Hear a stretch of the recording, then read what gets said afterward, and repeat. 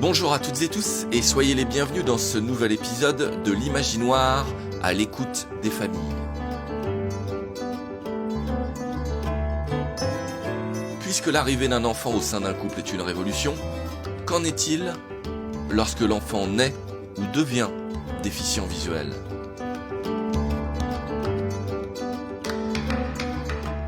À travers des reportages et des portraits, l'équipe de l'Imaginoire part à la rencontre des familles afin de récolter leurs témoignages et co-construire ces émissions. Aujourd'hui, nous vous proposons une rencontre avec... Je m'appelle Augustin, j'ai 10 ans. Moi, je suis Agnès, je suis la maman d'Augustin. Je m'appelle Cora, j'ai été la maîtresse d'Augustin il y a 3 ans. Je suis Daniele Filoso. Alors Cora et Daniele, nous les retrouverons un peu plus tard dans l'émission. Pour commencer, nous vous proposons de retrouver maintenant Agnès et Augustin. Je m'appelle Augustin, j'ai 10 ans. Bonne écoute. Je suis malvoyant depuis une opération quand j'avais 5 ans. Oui, moi je suis Agnès, je suis la maman d'Augustin. J'ai 3 enfants, Augustin est le 3e, les autres sont plus grands. Je suis mariée, je suis enseignante. J'accompagne Augustin dans son handicap autant que possible au quotidien. J'ai une tumeur de naissance qui, je crois, affecte mon nerf optique. Je ne sais pas si on peut le dire autrement. J'ai été opérée donc il y a 5 ans pour essayer de réduire cette tumeur, je crois. Et les nerfs situés autour du nerf optique n'ont pas bien tenu, de ce que j'ai compris. C'est un peu flou dit comme ça, mais je saurais pas le dire autrement. Oui, on a diagnostiqué chez Augustin une tumeur cérébrale quand il avait 9 mois, donc il a eu beaucoup de traitements par chimiothérapie, et à un moment, ils ont décidé, les médecins, de l'opérer. Quand il s'est réveillé, on n'était pas du tout préparé à ça, mais quand il s'est réveillé, il a dit « Maman, j'y vois plus ». Donc c'était une grosse surprise, pas bonne surprise du tout. Il s'est révélé qu'il n'a pas perdu complètement la vue, mais qu'il est quand même très malvoyant. Est-ce que tu peux expliquer aux auditeurs et aux auditrices ta vision aujourd'hui ? Maintenant, j'aime bien dire que je vois tout en moins précis. C'est-à-dire que quand je suis à l'école, je vois le tableau. Je peux éventuellement voir qui a écrit des choses dessus. Mais je serais incapable de dire si c'est des lettres, des chiffres ou juste des traits. Enfin, je vois pas flou. Je vois assez nettement. D'accord. Eh bien, nous, ça fait 5 ans qu'Augustin, il voit mal, et ça fait 5 ans que j'ai toujours pas compris comment il y voit. C'est-à-dire qu'il peut effectivement voir le tableau, mais il verra pas le micro qui est juste devant lui. D'accord. En réalité, le nerf optique a été très écrasé par sa tumeur, ce qui fait c'est pas homogène. Sa vision, c'est pas homogène. On peut pas juste dire il a perdu temps, point barre. C'est plus compliqué que ça. Il sort de l'hôpital. À ce moment-là, qu'est-ce qui s'est passé ? Ouais, c'était compliqué, très compliqué. Une fois que les médecins ont fait ce qu'ils avaient à faire, ils nous disent maintenant, faut rentrer chez vous. Voilà, on est quand même un peu tout seul. Alors, Augustin avait déjà un pied dans un service pour enfants malvoyants à cause de sa tumeur. Il était tout à fait voyant, mais bon, il avait déjà un pied dans ce service. On n'a pas perdu de temps. D'habitude, il y a une longue liste d'attente au service S3AS. On a pu y rentrer assez rapidement. Donc, il a été pris en charge assez rapidement par une enseignante spécialisée qui lui a permis de retourner à l'école assez rapidement. Et puis par toutes sortes d'autres professionnels. Mais c'est vrai qu'on rentre chez soi avec un enfant malvoyant. Moi, j'ai dit au médecin, mais le petit copain d'Augustin qui s'appelle Barnabé doit venir mercredi pour jouer avec lui. Mais à quoi ça joue un enfant malvoyant ? Et là, personne ne pouvait me répondre. Ouais, ça a changé beaucoup de choses. Il a fallu s'intéresser à un domaine vers lequel je m'étais jamais penchée, quoi. Voilà, c'est ça. Après, c'est du bon sens. Tous les gens qui nous ont aidés, qui sont de la partie, les professionnels qui nous entouraient, nous ont dit, c'est lui qui vous dira. Il faut l'écouter, lui, c'est lui qui vous guide.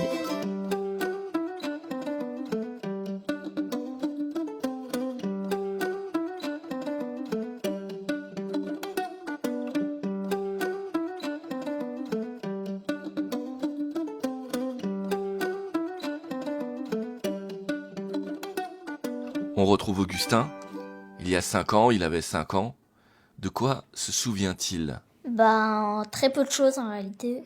C'est-à-dire que j'ai, on va dire, pris conscience. Je le savais avant que j'avais une tumeur, mais pour moi, quand j'avais 5 ans ou même moins, pour moi, une tumeur, je savais pas ce que c'était, je savais pas quelle cause ça pouvait entraîner. Et c'est, peut-être pas récemment, mais il y a 2 ans, 2 ou 3 ans, que je me suis rendu compte de ce que c'était, de comment j'allais devoir faire et de ce que j'étais devenue. Qu'est-ce que t'es devenu alors ? Je suis devenue malvoyant. Avant, je savais pas trop ce que j'étais. Enfin, Si la vue allait revenir, si c'était passager, si c'était... Bon, je me le demandais pas comme ça, mais c'était l'idée. C'est curieux, j'ai jamais pensé qu'il avait pas compris que ça ne reviendrait pas. Hmm. Je savais pas, Augustin. Je me suis dit, bon, je vais pas retrouver la vue, faut que je fasse avec, quoi. Et alors, qu'est-ce que t'as fait du coup? J'ai appris le braille pendant 1 an, à peu près, qui est une écriture tactile. Et oui, après, il y a eu pas mal de choses, mais c'était la principale pour continuer ma scolarité. Oui, moi je suis enseignante et donc j'ai eu Augustin l'année où il a perdu la vue. Il était dans ma classe en grande section, donc il a repris l'école avec moi. On est repartis tous les 2 main dans la main en janvier, alors qu'il avait été opéré fin novembre. Et donc il a fallu alors grande section, on rentre dans l'écrit mais sans excès, quoi. Donc préparer les supports, les adapter, c'était fait avec l'enseignante spécialisée, ça se faisait bien. Mais après tous les ans, il a changé d'enseignante. Et donc tous les ans, l'enseignante qu'il récupère dans sa classe doit apprendre à travailler avec ce handicap, doit apprendre à anticiper, à envoyer tous les documents dont elle a besoin au centre de transcription à Villeurbanne pour qu'il ait lui tous les supports en braille, doit s'adapter toujours. Donc tous les ans, en septembre, on se rend compte que c'est compliqué pour ces enseignantes qui sont toutes de très bonne volonté. C'est très compliqué de s'organiser pour que tout soit prêt pour Augustin. Je pense bonne expérience dans la carrière d'une institutrice que d'avoir un enfant, pas forcément malvoyant, juste handicapé, différent dans sa classe. Parce que déjà, ça change. Et puis parce que ça peut être une adaptation à d'autres types de personnes. Effectivement, il faudrait interviewer une de ses anciennes maîtresses, mais je pense que c'est très riche, c'est très enrichissant. Moi, je l'ai eu 6 mois dans ma classe en étant malvoyant.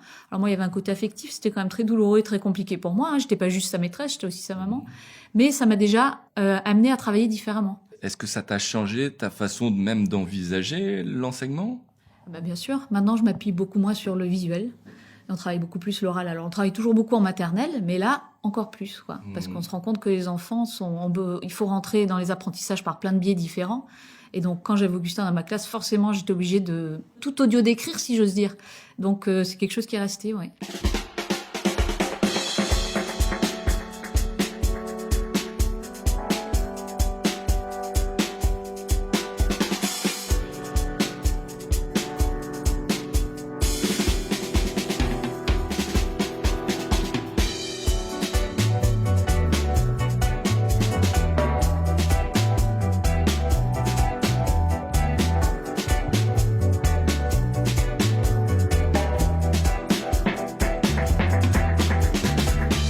Effectivement, il faudrait interviewer une de ses anciennes maîtresses.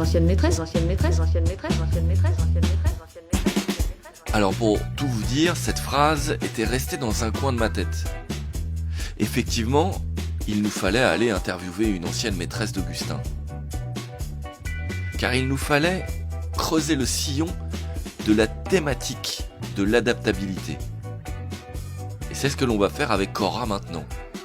Et Daniele, le prof de batterie d'Augustin, un peu plus tard dans l'émission.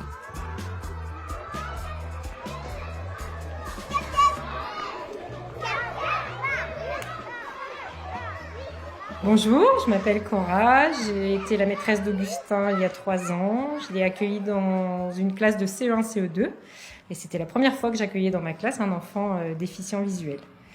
Voilà, donc on n'est pas seul quand on est enseignant d'un enfant déficient visuel. J'étais accompagnée d'une maîtresse enseignante spécialisée qui le prenait plusieurs fois par semaine et qui m'a donné beaucoup de conseils pour l'accueillir dans la classe. C'est un petit garçon très performant, très intelligent. Elle m'a dit « T'inquiète pas, ça va bien se passer ». Bon, c'est vrai, ça s'est très bien passé. Elle m'a dit d'être naturelle. Si j'avais envie de lui dire « Tu vois », je pouvais lui dire, c'était pas un problème. Et puis après, c'était plus des choses techniques. Par exemple, comment est-ce que je lui fais poser une addition, des choses pratiques. Ou moi, une machine braille, une Perkins, j'avais jamais vu ça de ma vie. Donc voilà, j'ai rencontré l'outil.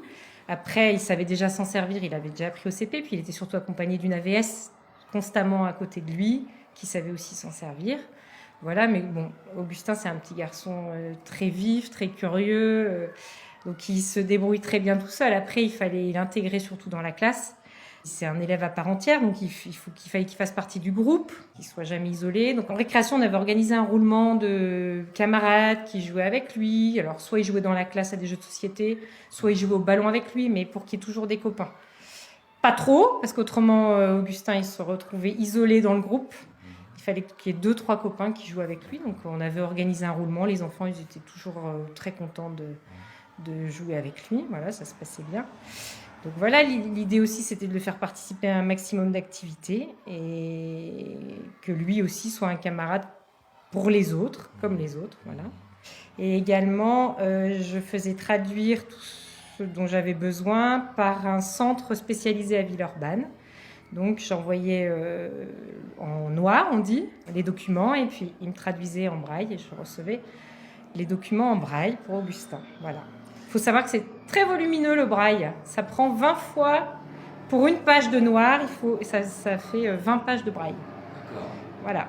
Donc en gros, pour le petit Larousse, il s'est traduit, il faut 20 tomes, il faut 2 mètres de rangement sur une étagère.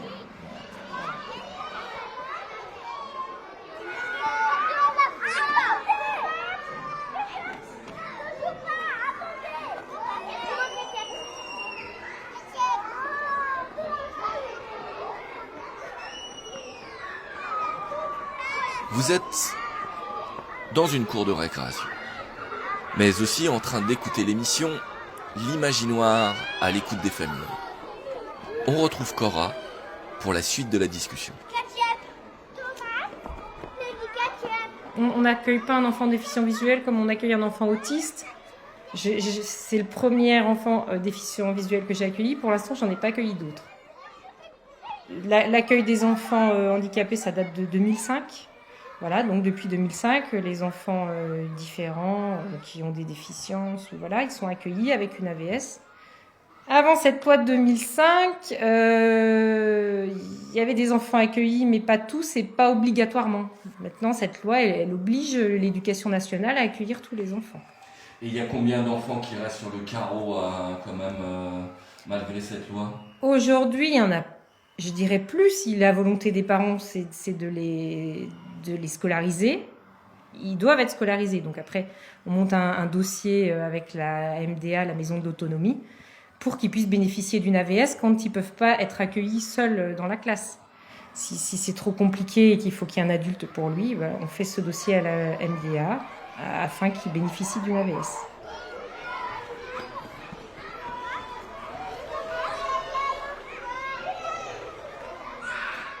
Vous écoutez l'Imaginoire à l'écoute des familles. Et on continue de creuser le sillon de l'adaptabilité en compagnie de Daniele, le prof de batterie d'Augustin. Et il nous semble tout à fait logique d'introduire cette séquence par un petit breakbeat de batterie signé d'Augustin himself.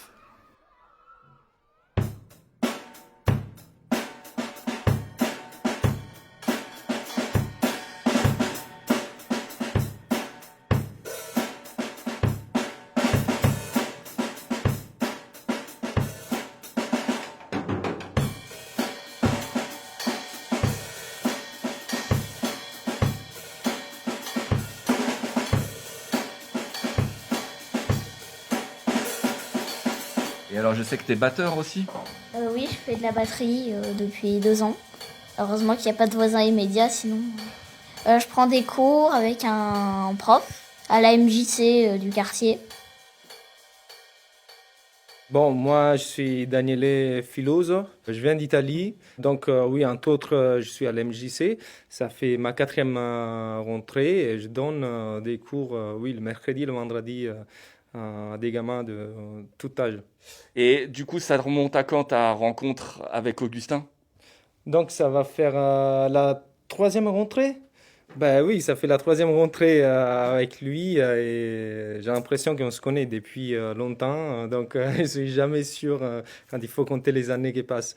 Et du coup, il a fallu peut-être que tu adaptes ta façon d'enseigner la batterie. Comment tu l'as envisagé ? Qu'est-ce que ça a changé ? Et peut-être qu'est-ce que ça t'a apporté aussi à toi ? Bon, j'essaie d'être graduel. Du coup, avec Augustin, au début, j'essayais en fait de le faire adapter à mes cours. Mais en fait, j'ai vite compris que le rapport entre nous, ça allait être un peu spécial. Déjà, on a pu vraiment se retrouver comme deux amis. Et en fait, la chose s'est venue hyper facile. Au début, on voulait essayer avec une lecture braille. Mais c'est vrai que c'est pas marché, ça nous a pris un peu de temps. Mais finalement, on a trouvé une autre technique et moi, j'ai appliqué dans un autre batteur. Je vais le citer, il s'appelle Benny Greb, qui a fait en fait un schème avec des boules et des traits qui représentaient un peu ce que c'était les doubles croches, donc les notes de musique. Et pour lui, c'était beaucoup plus évident, plus facile à les retrouver. Et donc, on s'est basé un peu là-dessus. Et on a pu avancer comme avec tous les autres. J'ai trouvé quelqu'un vraiment d'à l'aise, une personne qui jamais il m'a fait sentir d'être voilà, différent, quoi. Ni moi avec lui, j'espère, et ni lui avec moi. Donc, ça a été vraiment très, très, très naturel. En fait, comme on faisait nous avec les boules, il a mis par écrit, mais sauf il a ajouté des ostinatos sur la grosse caisse. Il a divisé les deux choses, la partie haut, donc les mains, et la partie bas, donc les pieds. En gros, ce qu'on va faire tous les déplacements pour le haut en gardant des ostinatos grosse caisse. Il y en a 6 en tout. Et donc le premier, c'est des noirs sur tous les temps. Donc, bon. Il y a le premier, donc Charlet avec la grosse caisse, donc en noir. 1, 2, 3, 4.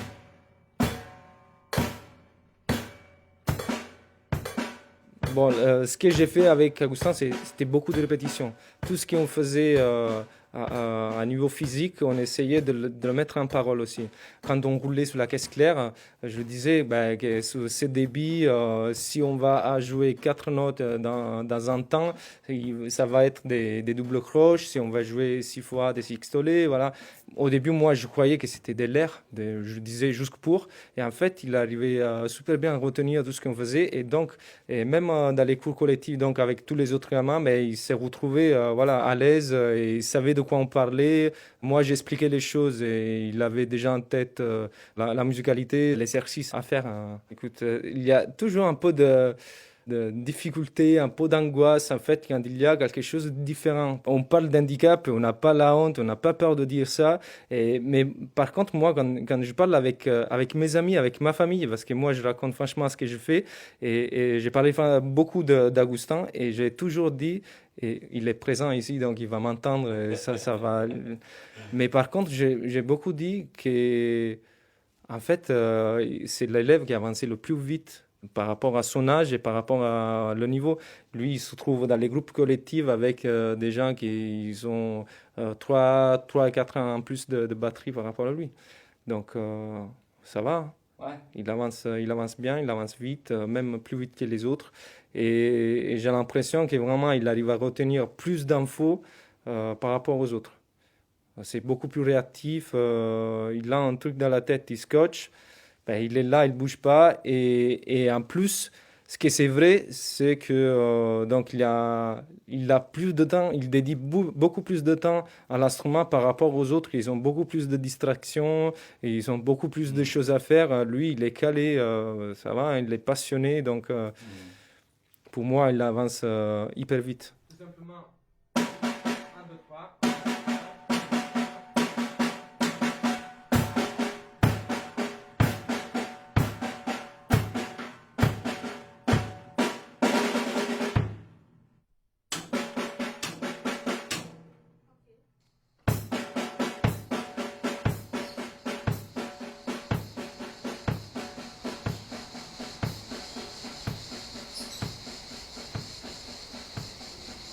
Allez, on change radicalement d'ambiance. Et d'ambiance, il va en être sévèrement question jusqu'à la fin de l'émission. Car le son que vous entendez en fond a été enregistré par Augustin. Comment ? Pourquoi ? On vous explique tout maintenant.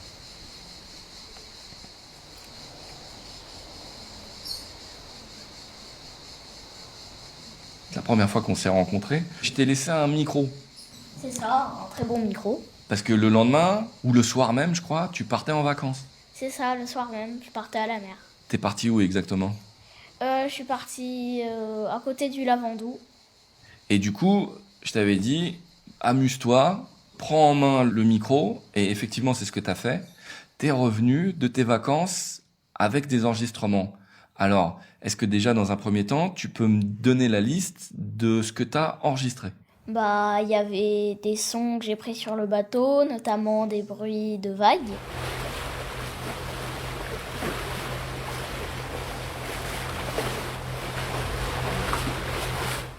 Des bruits de mouettes.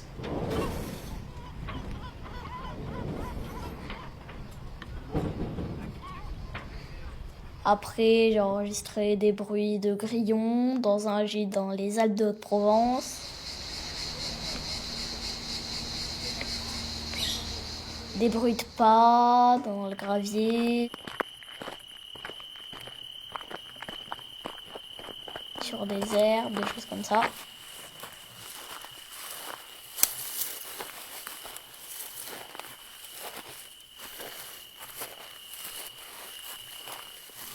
Et t'as fait 2 interviews. C'est ça. Une de ma grand-mère qui nous emmenait à la mer. Et une de son amie qui venait avec nous. Alors bon, il y avait sûrement une idée de proximité pour que tu les interviewes, mais pourquoi tu les as interviewées, elles? Ben, parce que c'était celles qui étaient là, et puis c'est aussi simple que ça. Mais alors, du coup, comment t'as pensé l'interview? Parce que, bon, parlons franchement, est-ce que c'était ta première interview? Oui. Donc, comment tu t'es organisé? Comment t'as pensé cette première interview? Bah, je leur ai dit, il y a un ingénieur son qui m'a confié un micro. Je vais faire de la radio. Et il m'a confié un micro pour que je ramène des enregistrements, dont des interviews, des personnes qui veulent. Donc j'ai proposé, les personnes qui me disent oui, je les interviewe. Après, il y a celles que je n'ai pas fait parce qu'elles n'étaient pas là quand j'ai sorti mon micro, ou parce que j'y ai pas pensé, ça dépend. Et t'as eu des refus? Oh non. Aucun. Donc t'as joué carte sur table, quoi. T'as joué franc jeu, quoi. Oui. Ah, ok. J'interviewe Anne-Marie Villata, qui est ma grand-mère. Elle nous emmène tous les ans dans une maison au bord de la mer, à Pramousquier, près de la ville du Lavandou, dans le Var, en France. Alors, qu'est-ce que ça te procure de venir ici? Ah ben d'abord, je suis très contente d'être avec mes petits-enfants. Déjà, c'est beaucoup.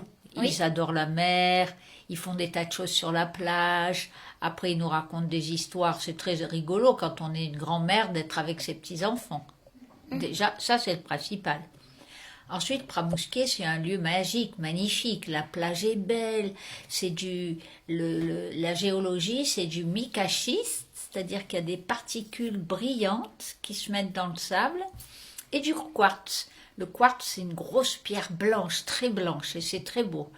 Et il y a du sable sur la plage, et il y a des posidonies. Alors, les posidonies, c'est quoi? C'est des algues. Et en ce moment, comme la mer est un peu agitée, elles viennent sur la plage, et quand elles sont sèches, moi, grand-mère, j'adore me mettre coucher sur ces algues quand elles sont bien sèches. Ça sent le sel, ça sent la mer. Et puis quand j'étais petite, j'habitais dans un pays où il y avait ces algues. Donc c'est des bons souvenirs.